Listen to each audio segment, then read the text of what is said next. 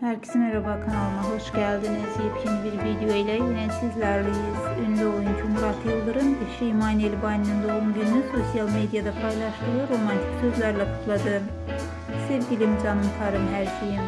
Miray'ın annesi, iyi ki varsın, iyi ki doğdun, iyi ki bizim hayatımızdasın mesajını paylaşan Yıldırım'ın bu sözleri kısa sürede binlerce beğeni aldı.